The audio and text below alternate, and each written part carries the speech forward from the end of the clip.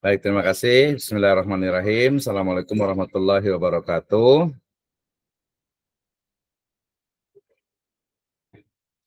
Alhamdulillahirabbil alamin. Wassalatu wassalamu ala asrofil anbiya'i wal mursalin. Habibana wa nabiyyana Muhammadin sallallahu alaihi wasallam wa ala alihi wa ashabihi wa man tabi'ahum bi ihsanin ila yaumiddin wa ba'd.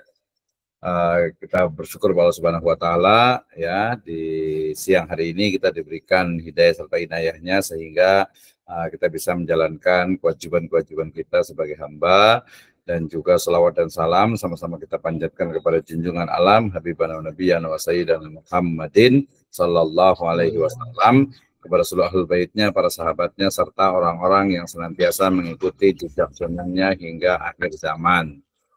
Pertama, saya ucapkan terima kasih kepada seluruh mahasiswa yang hadir pada kesempatan kali ini ya di kelas 8C ya, habis Jumatan, tapi waktunya kan cukup panjang ya. Mudah-mudahan siap semuanya untuk kita belajar lagi, terutama mata kuliah saya ini adalah tentang penulisan karya tulis ilmiah gitu. Artinya lebih banyak kepada konsultasi dan juga nanti tugas akhirnya atau hasil akhir dari pembelajarannya adalah semua mahasiswa itu minimal itu sudah bisa submit ya di jurnal ya. Yang paling gampang itu adalah jurnal di Stage Rajul Falah. Kita ada punya 3 jurnal ya. Yang Edusifa itu sudah Sintan 5, kemudian yang Dakwatu Sifa itu di Sintan 6, kemudian ada juga yang Khidmatus Sifa itu di masih belum terakreditasi, masih dalam proses ya. Artinya diharapkan dari hasil perkuliahan kita ini, pertemuan antara 7 sampai 8 pertemuan, ini adalah pertemuan yang ketiga gitu ya. Kemarin sempat beberapa kali libur ya, sehingga ya bukan hanya diharapkan tapi diwajibkan ya. Diwajibkan untuk hasil akhir dari mata kuliah kita ini adalah semua mahasiswa memiliki artikel dan sudah bisa disubmit ya. Mulai dari bagaimana mensubmit ya, mensubmit itu artinya ya mendaftar gitu ya, mendaftar atau submit itu berlangganan gitu. Artinya kita mengirim ke jurnal. Misalnya nih sebagai contoh, saya akan buka untuk website dari jurnal Center for Scientific Publication ya. Nah, ini adalah jurnal ya yang dikeluarkan oleh State Sirajul Falah Bogor ya, Center for Scientific Publication State Sirajul Falah Bogor ya. Di sini ada lebih kurang itu ada 3 ya. Yang pertama adalah Edusifa, ini untuk jurnal pendidikan Islam, ini di Sinta yang kelima ya, ini sertifikatnya ya. Kemudian template-nya itu berarti ini template itu adalah panduan, pedoman ya, template itu pedoman penulisan artikel jurnal. Kemudian yang kedua juga ada jurnal sifat Journal of Education Research, ini untuk yang S2 ya. Yang di Sinta yang keenam ada ini Dakwatu Sifa ya, ini jurnal dakwah dan komunikasi, ini di Sinta yang ke-6 ya. Kemudian yang Khidmatus Sifa ya, ini masih dalam proses untuk untuk akreditasi ya, tapi kalau untuk IESSN-nya itu sudah ada ya. Jadi nanti diharapkan hasil akhir dari perkuliahan kita ini adalah bisa diterbitkan, dipublikasikan di sini ya. Nah, ini semua orang dunia itu bisa membaca ya, membaca dari jurnal yang ada. Misalnya saya buka di jurnal Edusifa ya, jurnal pendidikan Islam ya. Oke, saya buka di sini, saya klik ya. Kemudian nanti akan terlihat artikel-artikel yang sudah diterbitkan. Nah, ini ya. Misalnya di sini ada implementasi pendidikan akhlak di pondok pesantren ya, pada lembaga pendidikan pondok pesantren Tazkiyatun Nufus. Nah, ini ada Pak Dr. Edi, kemudian juga ada Robiatul Hadawiyah ya. Nah, ini bisa, ini contohnya. Bagaimana kalau kita mau lihat carinya di sini ya. Misalnya saya mau ambil dari yang bahasa Indonesia itu, bahasa Indonesia aja lah ya. Nih ada misalnya yang paling mudah itu keterampilan berpikir kritis dalam pembelajaran Al-Quran dan hadis ya. Ini ada Usep Ismail dan Muhammad Firmansah. Kita boleh klik judulnya ya. Nanti akan keluar dari ininya, akan keluar untuk PDF-nya ya. Pertama itu abstraknya. Ini adalah abstraknya. critical thinking skill is learning the Quran and Hadith create an integral foundation for the true or for a true understanding of Islam. Jadi kalau kita mau cari baca full, tinggal klik yang ini, ya ini PDF ya. Kita klik ini PDF-nya, nanti akan keluar secara keseluruhan dari artikel jurnalnya. Nah, kalau kita mau download, tinggal download ini ya. Ini Edusiva, Jurnal Pendidikan Islam, volume 9 nomor 3 tahun 2023 ya. Ini print ISSN-nya, kemudian ini IISSN-nya atau EISSN-nya. Ya, kemudian ini doi itu adalah untuk numbers dari identifikasi objek artikel itu. Jadi kalau tanya ini KTP dari artikel ini ya doi-nya ini ya. Tinggal klik dia akan nyambung. Nah, ini judulnya ya. Jadi judul dari artikel jurnal ini adalah keterampilan berpikir kritis dalam pembelajaran Al-Qur'an dan hadis. Ya, ini ada Usep Ismail, ada M Firmansah, Sutisna dan Edi. Ya, Edi ini Pak Dr. Edi nih ya. Jadi kalau di tulisan artikel itu kemarin saya bilang itu tidak menggunakan gelar gitu ya. Tidak menggunakan gelar ya, tapi langsung namanya aja di sini. Wah, ini yang terbaru ini Pak Ustadz Usep ini mahasiswa S2 di Sirajul Falah nih ya. Nah, jadi seperti ini kita lihat ya, ini keterampilan apa? Ini judulnya, kemudian namanya ini ada 1, 2, 3, 4 ya. Maksimal ada 5 orang. Nah, ini mulai dari judul, kemudian nama penulisnya, kemudian organisasinya, ini lembaganya, ini boleh pakai nama apa? Pesantren atau sekolahan dari Ibu dan Bapak sekalian. Kemudian korespondensi ini nanti alamat email yang akan istilahnya itu untuk berkorespondensi, yang akan berkomunikasi ya.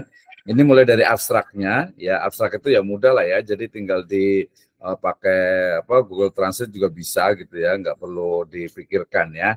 Jadi ada untuk abstraknya ini bahasa Inggrisnya, kemudian ini yang bahasa Indonesianya, keterampilan berpikir kritis dan seterusnya sampai ke keyword atau kata kuncinya ya.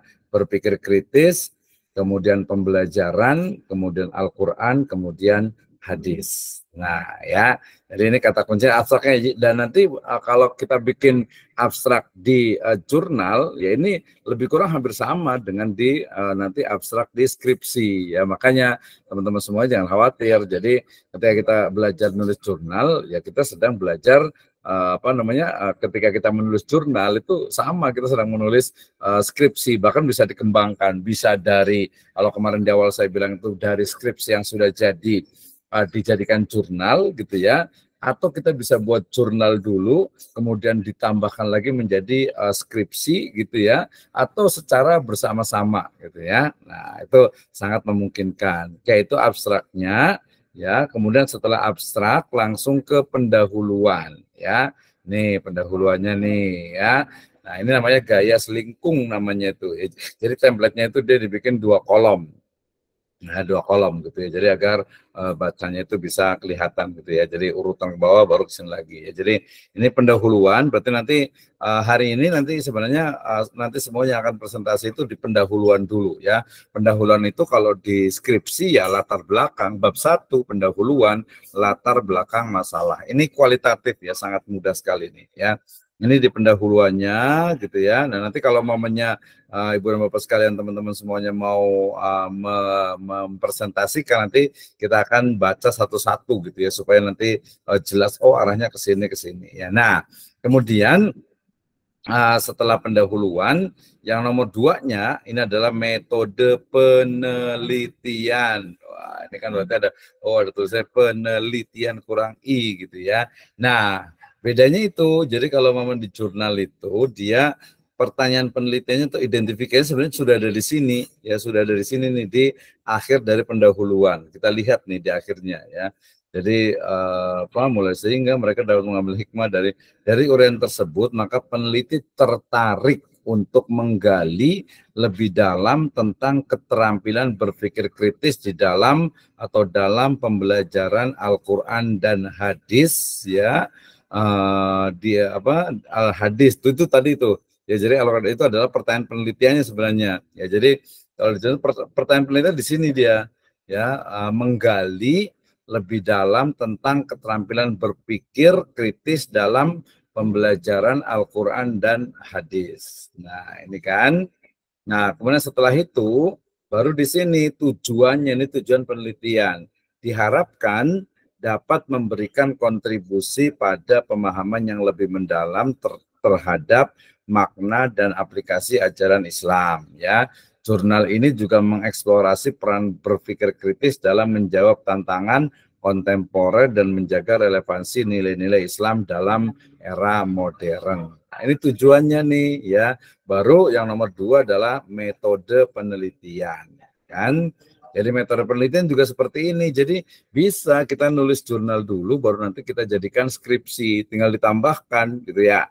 Atau skripsi dulu, kalau skripsi dulu jadikan jurnal berarti dia diringkas. Tapi kalau memang dari artikel jurnal jadi skripsi berarti ditambahkan. Ya nih misalnya di nomor 2 nih ya.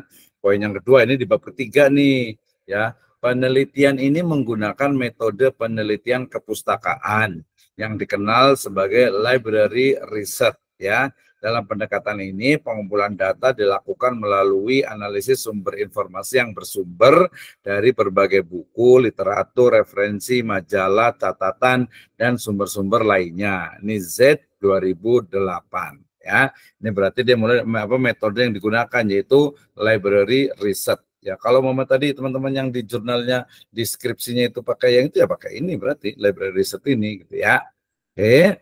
Nah, kemudian ya selain itu data juga diperoleh dari penelitian sebelumnya yang memiliki relevansi dengan konteks penelitian saat ini. Ya, masih bisa lah penelitian terdahulu sebagai menguatkan sebenarnya bukan kemudian dari data ya. Kemudian metode penelitian kepustakaan memberikan kerangka kerja yang kuat untuk menyusun pemahaman yang mendalam tentang isu-isu yang terkait dengan penelitian ini melalui sintesis informasi dari berbagai sumber literatur yang terpercaya. Ya lumayan lah, cukup bagus. Tinggal ini sebenarnya yang belum kelihatan itu dari sisi analisisnya.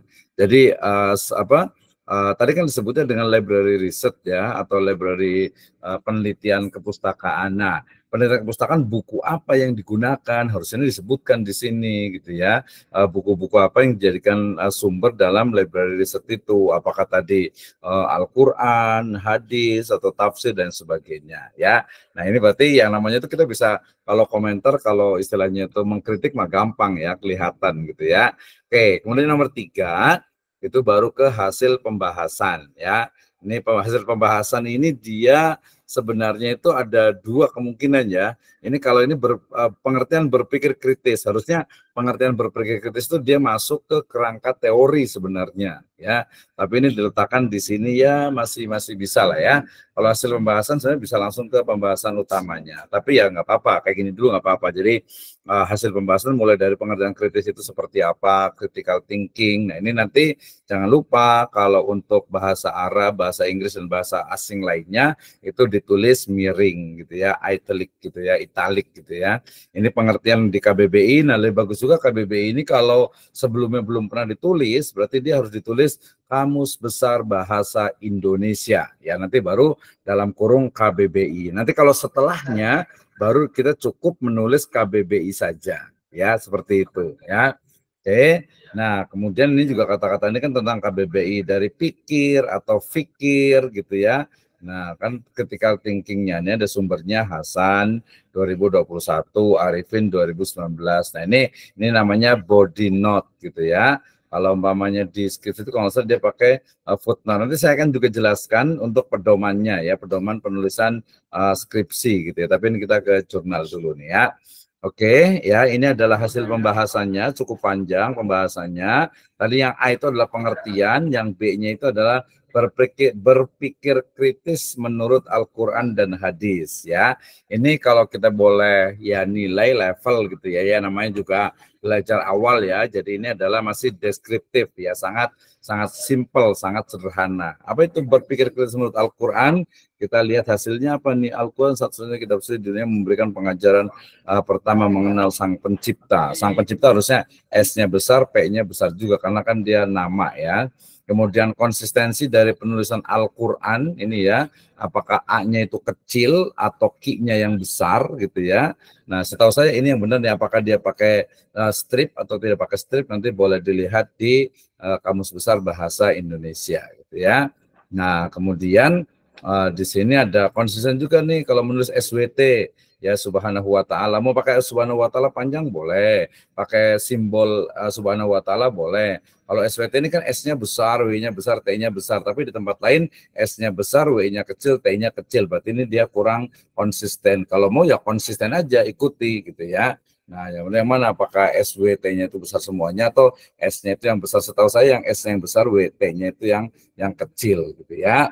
Nah, itu nanti dari sisi penulisan. Tahu juga ini kan tadi kan ada Al-Qur'an ya, apakah pakai apostrof di sini pakai tanda petik Al-Qur'an gitu atau tidak gitu ya. Itu dipastikan tuh gitu. Termasuk menggunakan kata qot'i, dia kan pakai bahasa Arab nih, berarti dia ditulis miring tuh ya untuk penulisannya ya, ini tafakur. Nah, kalau di jurnal itu dia tidak perlu menggunakan kata tidak perlu menggunakan gelar akademik ya. Di sini ada Dr. Yusuf Qaradawi ya. Kita tulis Yusuf Qaradawi gitu ya. Jadi kita langsung tulis Yusuf Qaradawi saja gitu. Jadi nggak perlu istilahnya itu pakai doktornya itu nggak usah gitu ya. Jadi dia cukup pakai ini saja ya, cukup pakai istilahnya itu namanya saja ya. Ini bedanya kalau di jurnal. Ya. Jadi dia memang otomatis gitu ya, otomatis. Oke ya. Lanjut lagi ya. Jadi dia nggak pakai gelar gitu ya. Nah, kemudian ini memikirkan zatnya. Ini pastikan juga ininya istilah penggunaan bahasa Indonesianya yang baik dan benar. Ini ada Qaradawi ini 1996. Ya, kemudian juga ini Ali Imran ayat 191. Nah, ini disesuaikan dengan yang ininya ya, yang istilahnya itu sesuai dengan bidangnya. Jadi kalau kita melihat itu pertama yang kelihatan itu adalah dari ya yang kelihatan ya. Nahnu nahkum bidzahir gitu yang kelihatan dulu. Nah, setelah yang kelihatan baru nanti kita lihat kontennya satu-satu. Nanti ujian skripsi juga sama gitu ya. Jadi yang dilihat pertama itu adalah yang kelihatan dulu penulisannya gitu ya. Ini tadi kan tentang berpikir itu berarti ada tafakur gitu ya. Kemudian tazakur kan ya, kemudian ada lagi apa? Ya tafakur, tazakur, tadabbur gitu ya.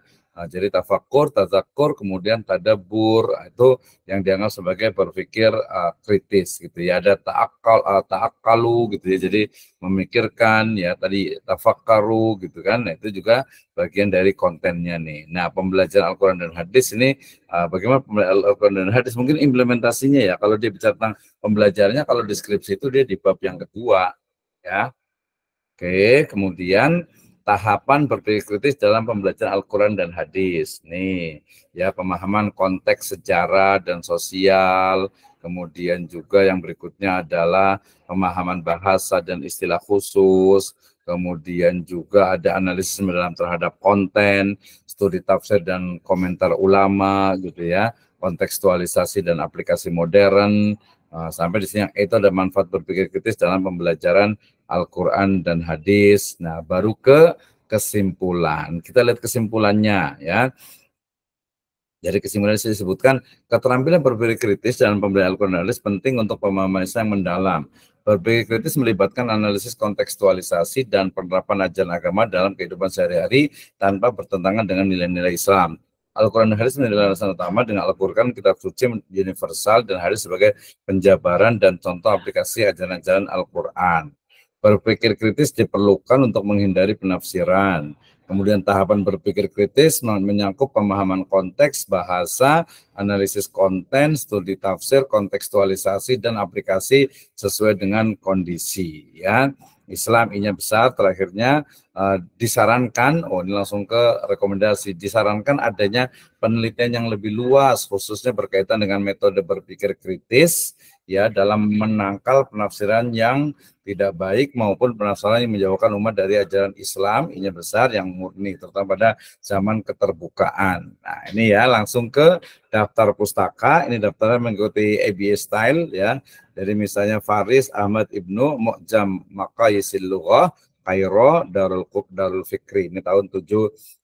Kalau kitab-kitab yang klasik nggak masalah tahunnya gitu ya. Tapi kalau kitab-kitab yang buku-buku yang kontemporer itu mestinya tahunnya itu yang baru. Misalnya ini ada ZM 2008 metode penelitian, nah nulisnya kurang nih ya, Yayasan Obor Jakarta. Ini 34-nya nggak perlu sebenarnya ya, dia nggak perlu ditulis di sini tanggalnya itu apa atau halamannya ya.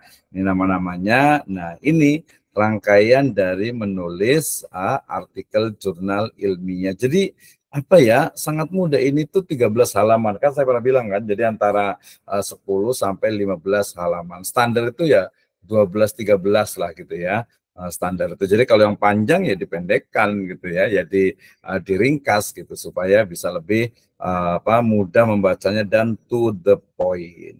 Nah ya, nah dari situ kita belajar bersama terkait dengan penulisan artikel jurnal ilmiah yang itu secara bersama-sama kita tuliskan dengan untuk penulisan skripsinya. Baik, sampai di sini ada pertanyaan, kita waktunya masih cukup panjang ya, jadi silakan kalau ada yang bertanya, kemudian nanti boleh dikirim ke saya juga untuk mungkin saya komentari, terutama dari sistematika penulisan dan juga konten ya, konten dari istilahnya itu masing-masing skripsi ataupun artikel jurnalnya. Nah, seperti itu ya. Baik, silakan saya berikan kesempatan.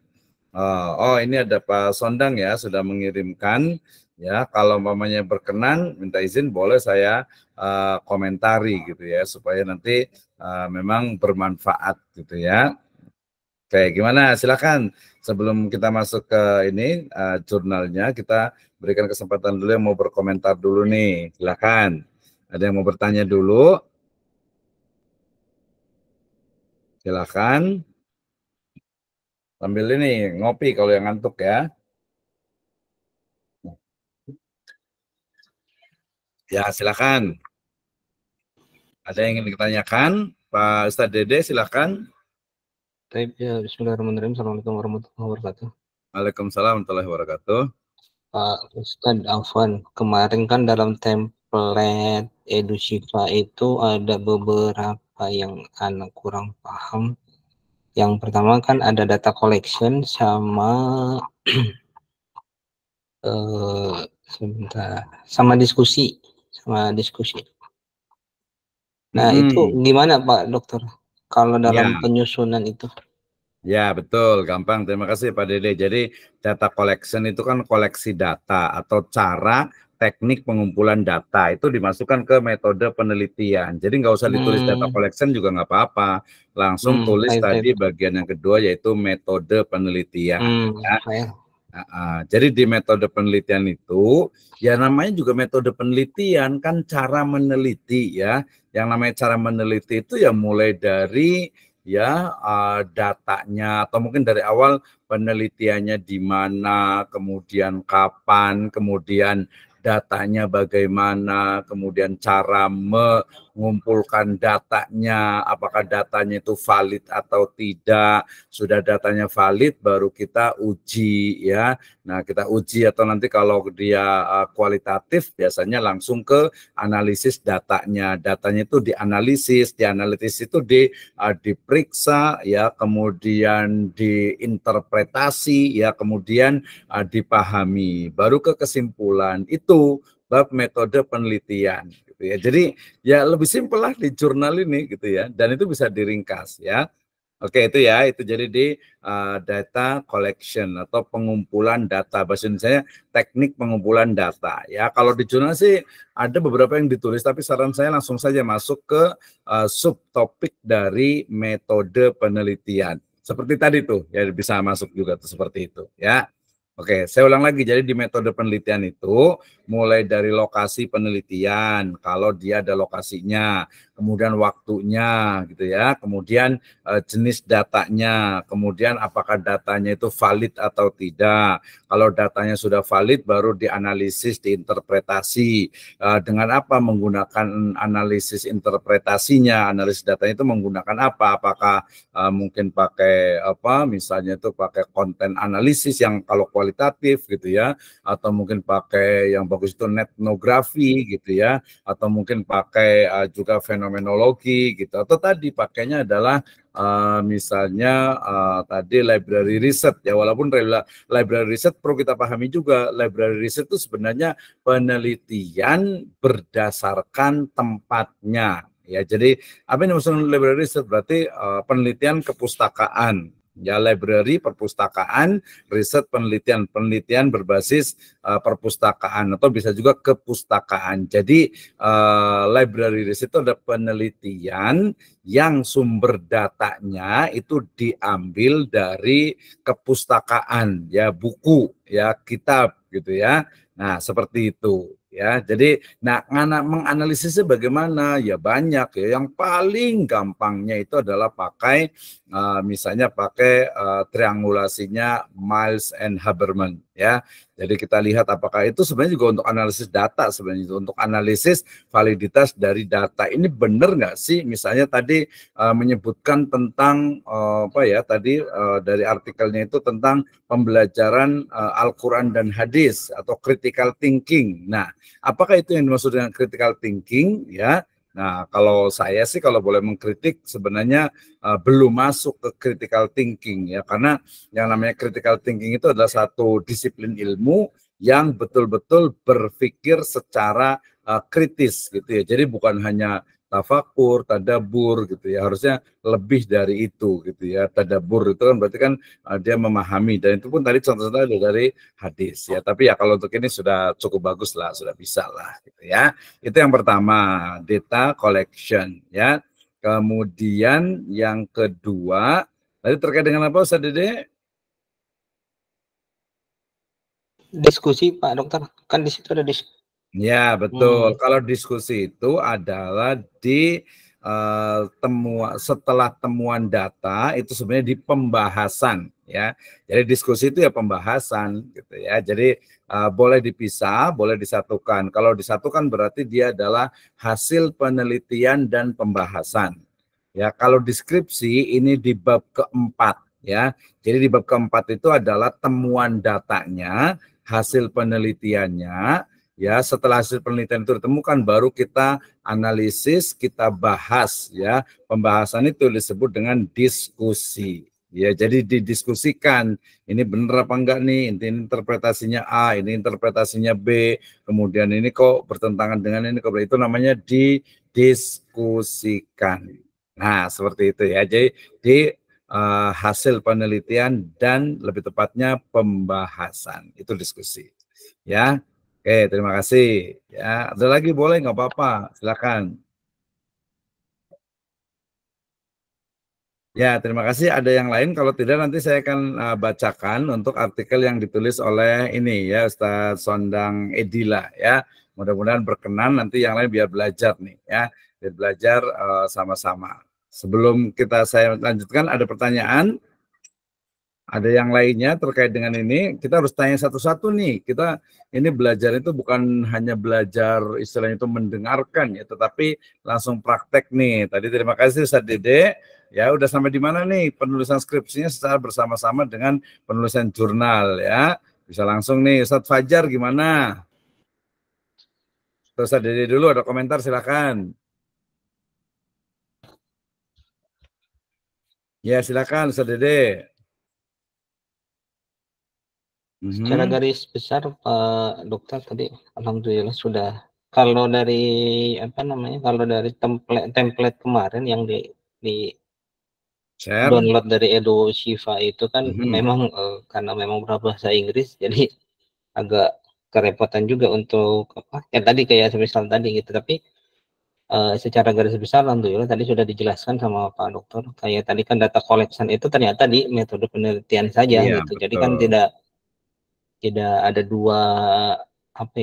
dua kalimat jadinya di situnya, karena kan yang di pertama tadi ada metode penelitian dan ada data collection tadi gitu Pak Dokter. Dan itu kami kalau tadi kami kemarin praktek itu ya itu tadi ini data collectionnya kalau dijabarkan itu kan ada yang kuantitatif gitu Pak Dokter.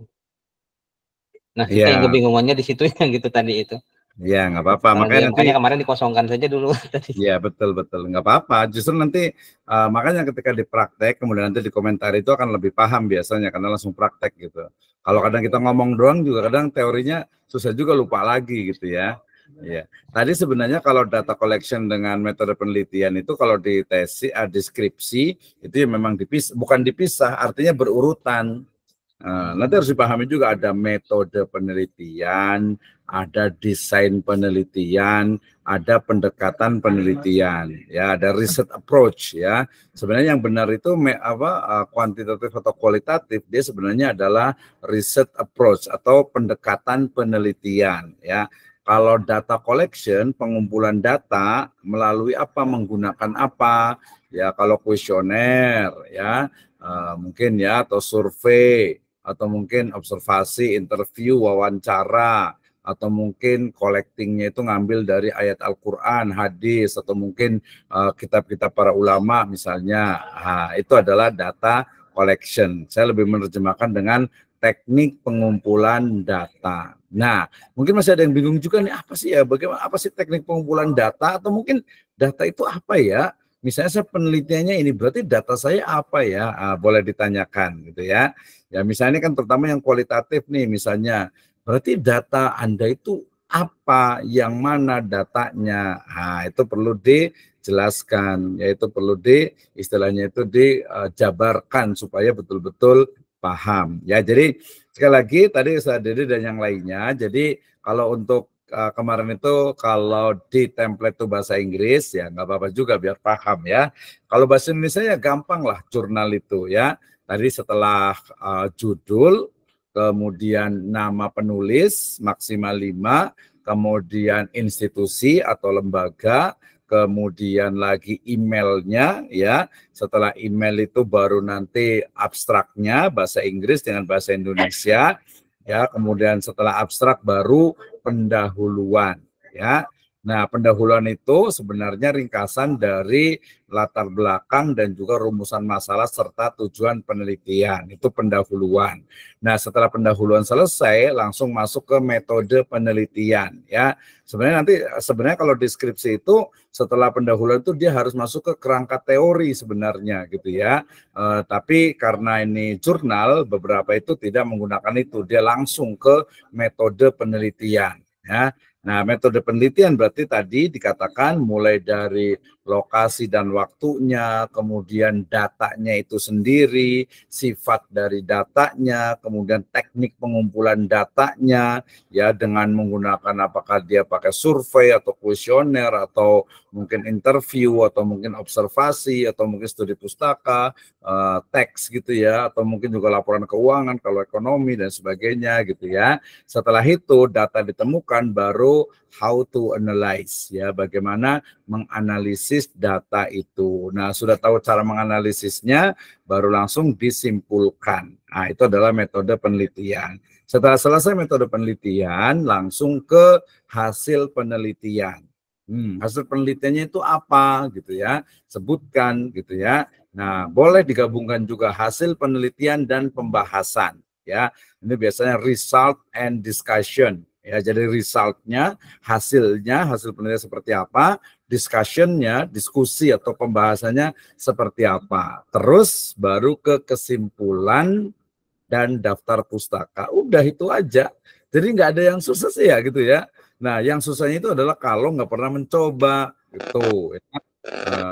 Coba kalau teori ya gampang gitu, nyoba juga gampang juga, tapi aduh ini gimana ya karena nggak praktek ya susah. Padahal mata kuliah kita ini adalah best practice gitu ya, berdasarkan praktis atau istilahnya itu langsung praktek ya, mata kuliah praktek nih.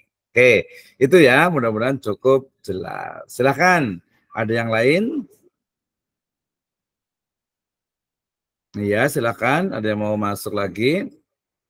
Ada yang mau bertanya lagi? Kalau tidak, saya mau lihat dari apa yang Ustadz Sondang ya. Ustadz Sondang masih ada ya? Siap ya?